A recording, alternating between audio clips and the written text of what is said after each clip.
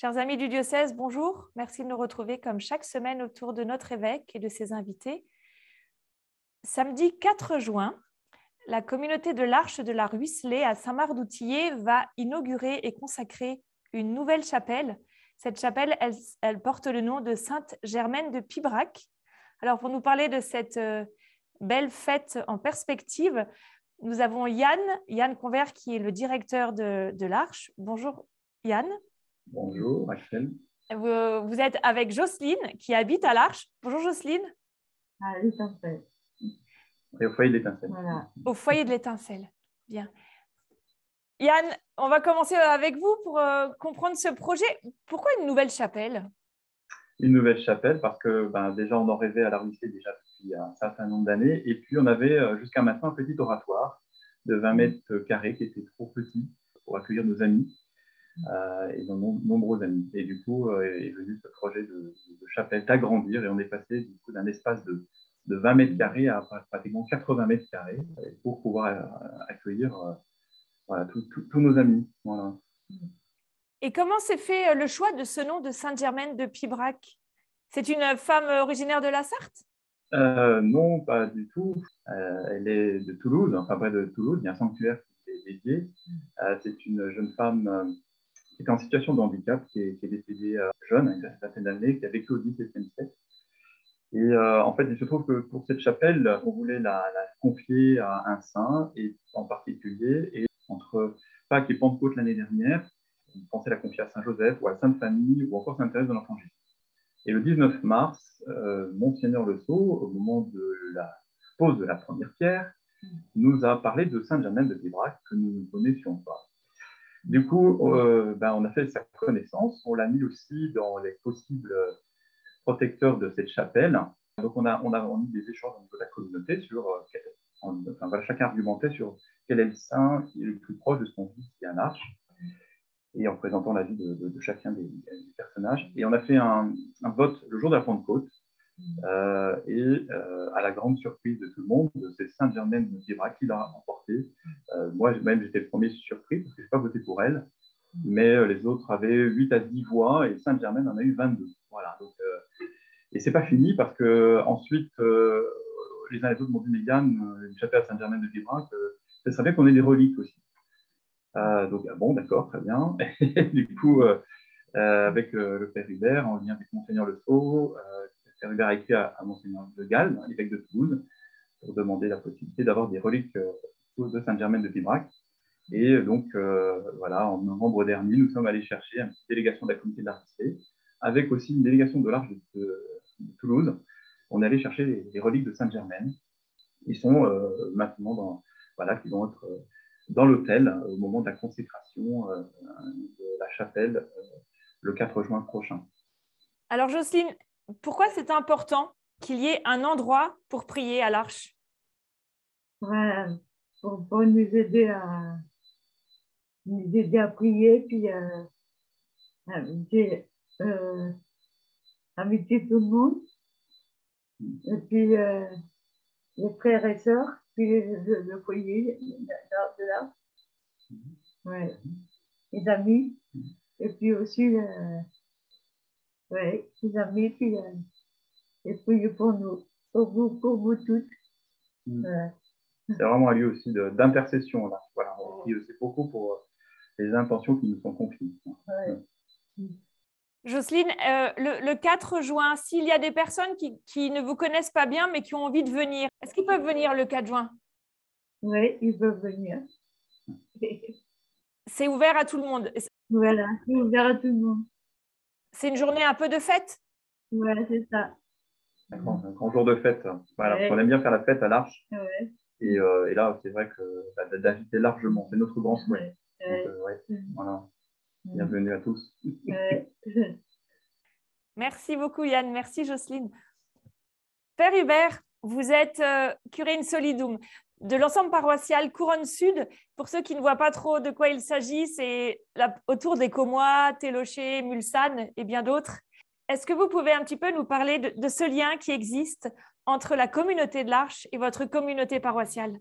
En fait, le lien est assez ancien. C'est même dès l'origine, la communauté, en fait, c'était le curé de Saint-Marc-de-Tillet, c'était le père Brossard, qui avait accueilli une petite délégation d'une association qui s'appelle Foi et Lumière, et il y avait un petit groupe qui est venu pour des vacances.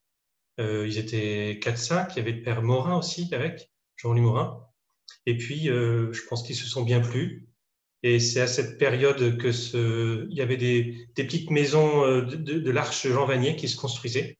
Et ils ont eu ce désir de rester à Saint-Marc et puis de fonder une première petite communauté qui a commencé là. Donc les liens sont très anciens.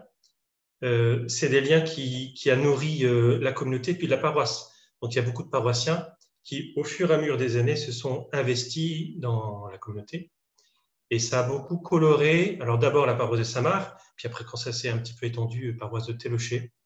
Donc au fur et à mesure des années, les paroissiens s'engageaient et ont été tous forcément très marqués par la vie de foi des personnes accueillies, leur grande gaieté, enfin comme disait Yann, c'est la fête, la joie d'être ensemble, c'est vraiment la joie de l'évangile avec une grande simplicité qui colore beaucoup la vie de la communauté paroissiale.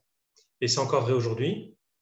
Alors, dans les deux sens, parce qu'on a des paroissiens qui s'investissent toujours, et inversement, l'Arche accueille beaucoup de jeunes, beaucoup de personnes qui soit rencontrent la paroisse, enfin, c'est réciproque, puis parfois sont touchés, sans forcément être croyants d'ailleurs. Beaucoup de volontaires viennent à l'Arche sans être croyants. Et c'est la foi et la gaieté des personnes de l'Arche, de la Ruisselée, qui les évangélisent en fait. Il y a vraiment un témoignage. Et ça, c'est très marquant pour la paroisse aussi. Parce que quand ils sont en premier rang et puis qu'ils chantent avec nous et que Jocelyne fait oui à toutes les phrases de l'homélie, forcément, ça aide beaucoup à sourire et à prêcher l'évangile. Donc, c'est vraiment ce que tu as caché aux sages et aux savants, tu l'as révélé aux tout petits. Et c'est vraiment leur fragilité qui nous évangélise, qui convertit les paroissiens aussi, je trouve. Ouais.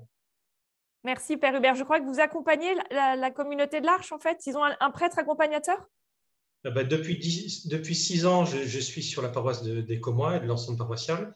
Et donc, Saint-Marc-de-Tillet dépend de cet ensemble paroissial. Donc, avec Emmanuel Jamin, mon confrère, c'est plutôt moi qui suis la communauté. Oui. Très bien. Alors, on vous retrouvera le 4 juin. Monseigneur, c'est vous qui allez célébrer la messe le 4 juin et qui allez inaugurer cette chapelle. J'imagine que c'est une grande joie pour vous aussi? Oui, alors ce n'est pas seulement inaugurer la chapelle. C'est la consacrer. Oui, c'est un acte très important. Comment dire, d'abord, c'est un événement qu'on construise une chapelle, ce n'est pas si courant, et une vraie chapelle. Et d'autre part, l'Église, il y a une tradition où on consacre une église, on consacre une chapelle. Et c'est une liturgie qui est très belle, très forte. Entre autres, on consacre l'autel. C'est-à-dire que je consacre l'autel avec le Saint-Crème, c'est-à-dire le Saint-Crème qui sert pour les baptêmes, pour les confirmations, pour les ordinations, sert à consacrer l'autel. Et on met sur l'autel les traces des plaies du Christ. Et ce lieu, comment dire, ce n'est pas un lieu banal. La chapelle elle-même, l'autel en particulier, signifie la présence du Christ. Ce n'est pas simplement le tabernacle avec le Saint-Sacrement, ou la parole de Dieu que l'on proclame. Entre autres, l'autel manifeste quelque chose du sacré, de l'amour. Et donc, c'est une consécration. On consacre un bâtiment parce qu'il nous rappelle la présence de Dieu parmi nous. Et donc, c'est un événement majeur et donc une joie. Alors, aussi le fait qu'on construit une chapelle dans un lieu au milieu de ces frères-là, avec ces frères et sœurs-là. Donc, je ne peux que bien sûr m'en réjouir. Et puis, le choix de confier à l'intercession, au patronage de Sainte-Germaine de Pibrac, de fait, pour la petite histoire, je savais qu'on cherchait un nom, et c'était le jour de la Saint-Joseph, de fait.